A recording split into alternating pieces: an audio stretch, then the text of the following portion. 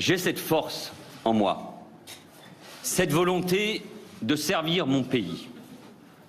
C'est au-delà des mots, c'est une conviction totale. Je veux tout donner pour la France qui m'a tant donné. Ministre, Premier ministre, j'ai fait mon devoir, vous me connaissez, sans jamais me ménager, avec énergie, en parfaite loyauté, avec le souci constant d'être à la hauteur de la mission que m'a confiée le chef de l'État. À François Hollande, je veux dire mon émotion, mon affection. Sa décision est celle d'un homme d'État qui place l'intérêt général au-dessus de tout. Elle nous oblige, tous. Je veux lui dire la chaleur de mes sentiments. Ils se sont forgés à jamais dans le prix douloureux que notre pays a payé dans son engagement pour la liberté. Je veux lui dire ma très grande fierté d'avoir assumé à ses côtés ces responsabilités immenses, intenses, et d'avoir engagé des réformes essentielles pour la France, pour protéger les Français, pour la compétitivité de nos entreprises, pour notre école, pour préserver notre modèle social. Au cœur des difficultés, à ses côtés, je n'ai jamais cédé à la tentation de l'individualisme, de quitter le collectif. Non, le service de la France est bien plus grand que soi. Le temps, oui le temps, est venu d'aller plus loin dans mon engagement. Le sens de l'État me fait considérer que je ne peux plus être Premier ministre tout en étant candidat. En accord total avec le Président de la République, je quitterai mes fonctions dès demain, car je veux, en pleine liberté, proposer aux Français un chemin. Pourquoi ma candidature? Pourquoi donner 5 ans de plus à la gauche? Ces interrogations sont légitimes. Je suis lucide. Je suis candidat parce que la France doit peser de tout son poids dans un monde qui n'a plus rien à voir avec ce qu'il était. Menaces terroristes, réchauffement climatique, effets néfastes de la mondialisation, affaiblissement de l'Europe, poussée de l'extrême droite. Je veux une France indépendante, inflexible sur ses valeurs, face à la Chine de Xi Jinping, à la Russie de Vladimir Poutine, à l'Amérique de Donald Trump, à la Turquie de Recep Erdogan. Il faut dans ce monde une expérience forte. Elle ne s'invente pas, elle ne s'improvise pas. J'ai cette expérience et je veux la mettre à profit. Je m'engage parce que je ne veux pas que la France revive ce traumatisme, celui de 2002, d'une extrême droite au second tour de l'élection présidentielle. Elle est aujourd'hui aux portes du pouvoir. Son programme ruinerait les petites gens, les retraités, les ouvriers. Elle nous ferait sortir de l'Europe et de l'histoire.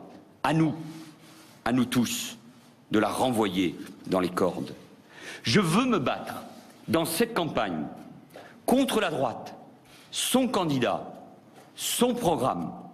Avec ces vieilles recettes des années 80, elle nous présente comme une avancée ce qui est un recul social généralisé. Je ne veux pas que les fonctionnaires travaillent plus pour gagner moins.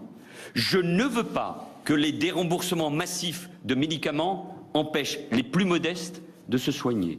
Je ne veux pas que nos enfants aient moins de professeurs, que nos villes et nos campagnes aient moins de policiers ou de gendarmes. Je ne veux pas que l'on casse notre sécurité sociale, l'hôpital public, que nos aînés aient moins de protection et que les salariés attendent 70 ans, 70 ans pour toucher une retraite à taux plein. Ma candidature, c'est aussi une révolte. Je suis révolté au fond de moi-même à l'idée que la gauche soit disqualifiée de cette présidentielle. Et cette révolte, je veux la faire nôtre. Je constate la division à gauche. Mais jusqu'à quand allons-nous subir ce spectacle? Voilà un beau motif de sursaut. Il y a une exigence de rassemblement. Et au fond de nous, je sais qu'il y a une envie de se retrouver. Moi-même, dans ma volonté de faire évoluer ma famille politique, j'ai pu avoir des mots durs, susciter des débats, des incompréhensions. C'est ça la gauche, c'est le débat, c'est la controverse. Mais j'ai toujours assumé les décisions collectives, parce que c'est ça aussi l'esprit de la gauche. C'est mon histoire. Bien sûr, les uns et les autres, nous sommes différents, mais nous sommes ensemble. La division est toujours une affaire qui se fabrique à plusieurs. L'unité aussi. Chacun devra faire un effort. Moi le premier. Il faut être digne, se dépasser. Ma candidature est celle de la conciliation. Elle est celle de la réconciliation.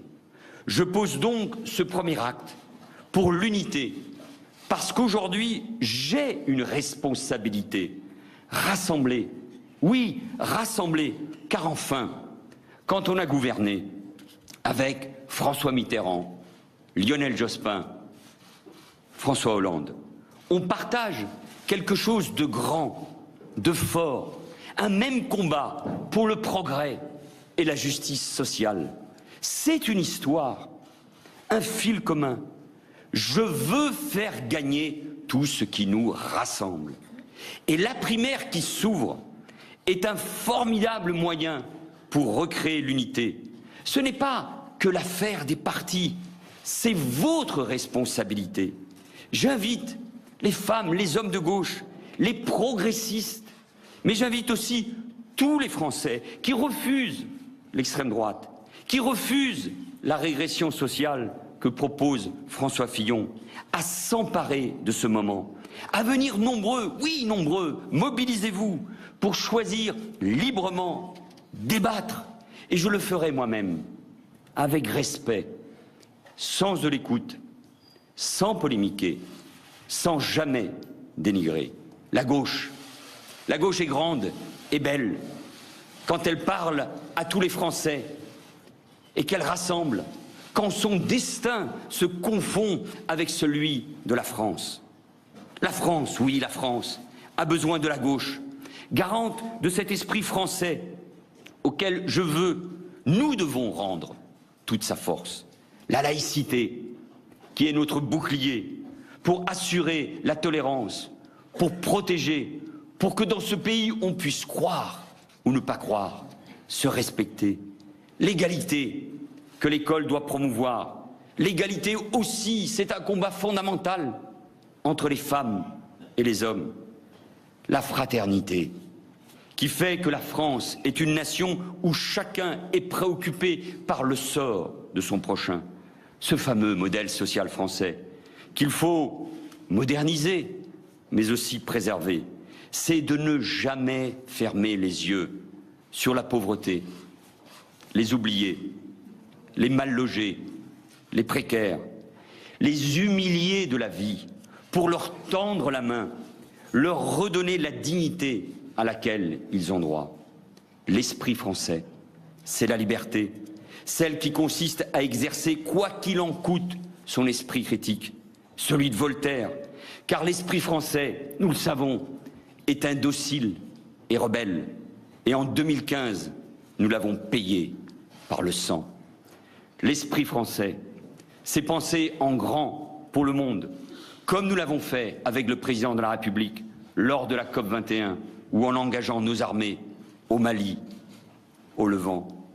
L'esprit français, c'est la culture, la création, notre magnifique exception, notre patrimoine, nos paysages, notre créativité, la French Tech reconnue sur tous les continents, mais aussi notre langue, le français, que des dizaines de millions d'hommes et de femmes parlent dans le monde, le français, celui de Rabelais, d'Hugo, de Camus, de Césaire, de Beauvoir, de Patrick Modiano ou de Leila Slimani. Cet esprit français, je veux l'incarner, le faire respecter, l'entretenir, le porter, c'est pour moi une mission fondamentale. Mais je veux vous dire la vérité, car je n'ai jamais mâché mes mots. J'ai toujours nommé les problèmes pour mieux les combattre. Les communautarismes, la ségrégation sociale, le racisme, l'antisémitisme, les actes anti-musulmans, les actes anti-chrétiens, les discriminations qui nous fracturent. J'en ai assez de ces discours qui nous divisent, qui stigmatisent, là, nos compatriotes musulmans, là, les réfugiés fuyant la guerre. Et pourtant, chaque fois que je vais dans une commune, une école, une entreprise, une association, je ressens la même émotion. Partout, des citoyens se mobilisent pour nos aînés, pour les personnes qui vivent avec un handicap, pour ceux qui souffrent, pour ceux qui ont faim. Notre pays aspire profondément à ce récit commun. Il y a des ressources dans la société française, dans nos familles. Il y a un optimisme, une générosité. Il faut aller chercher ce qu'il y a de meilleur dans chacun de nous. Les Français ont besoin de retrouver un esprit, celui d'une société moins dure, plus solidaire, plus fraternelle, plus morale. Nous partageons tous une belle idée de la France. Nous devons faire vivre cette idée. Je veux mettre la France à la hauteur d'un monde nouveau. La mondialisation doit être mise au service des peuples en clair. Je veux que les classes populaires, les travailleurs retrouvent leur dignité, leur capacité à faire, à créer, à produire, bref, à construire ce pays comme ils l'ont toujours fait. Ne pas subir la mondialisation, c'est forcément pour moi, qui suis profondément européen, par mes origines, par mes convictions, par mon engagement socialiste, c'est refonder le projet européen qui ne défend pas assez aujourd'hui nos intérêts, qui n'est pas assez proche des peuples. Je veux une Europe forte dans le monde, qui investit dans l'avenir, la jeunesse, le social.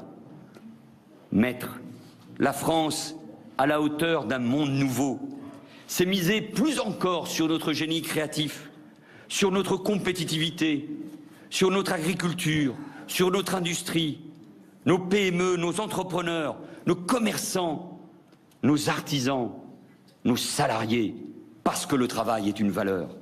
Et cela passe par l'investissement massif dans des secteurs nouveaux qui feront la croissance et les emplois de demain.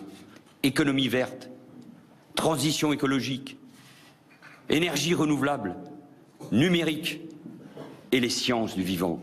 Dans ce monde nouveau, la France sera plus forte. Elle sera une grande nation, car elle sera une nation éducative, c'est-à-dire une nation qui met toute son énergie, son audace, plus d'audace encore pour lutter contre les inégalités, dans l'éducation, la formation tout au long de la vie, l'apprentissage, la recherche, la santé. Une nation intelligente qui crée de la valeur, de la richesse, de l'épanouissement. Ce sont les conditions indispensables, incontournables pour créer de l'emploi et faire reculer le chômage. C'est ma priorité. Dans ce nouveau monde, nouveau et inquiétant, l'État. L'État a toujours un rôle à jouer. Il ne peut pas être mis en cause, il ne peut pas être démantelé. Il doit être l'expression politique de la nation. Un État qui protège contre l'insécurité, la délinquance, la menace terroriste. Un État qui protège les plus vulnérables. un État décentralisé présent, avec ses services publics forts, aussi bien dans les territoires urbains que ruraux, qui peuvent se sentir déclassés. Et je défends, vous le savez, la ruralité, mais aussi présent dans les Outre-mer. Un État bien géré, modernisé, plus efficace, car je veux poursuivre la baisse durable de l'impôt pour les classes moyennes et populaires. Je veux aussi, face à la crise démocratique, que la République, notre République, fasse davantage confiance aux Français. On ne gouverne pas au XXIe siècle comme au siècle dernier. À l'heure où certains ne veulent gouverner que par ordonnance, il faut toujours mieux impliquer les citoyens, les associations, les élus, les partenaires sociaux, car je crois à la démocratie sociale dans les décisions qui les concernent. Nous devons inventer, je proposerai, un nouvel équilibre pour nos institutions entre l'exécutif, le Parlement, les collectivités territoriales qui doivent assumer plus de responsabilités et les citoyens qui doivent être mieux associés, davantage consultés. Et enfin, ici, à Évry, je sais la force de notre jeunesse. Je veux que la jeunesse, toute la jeunesse de mon pays réussisse. Et parce que je suis un élu de ces quartiers populaires, je sais parfaitement que nous n'avons pas encore répondu à ces attentes. La réussite de la jeunesse ne peut pas être que financière. L'épanouissement naît de la capacité à concrétiser pour chacun des projets, à se réaliser dans le travail, la création d'entreprises, dans la culture, la vie associative au service des autres, au service de la République. C'est cela l'engagement.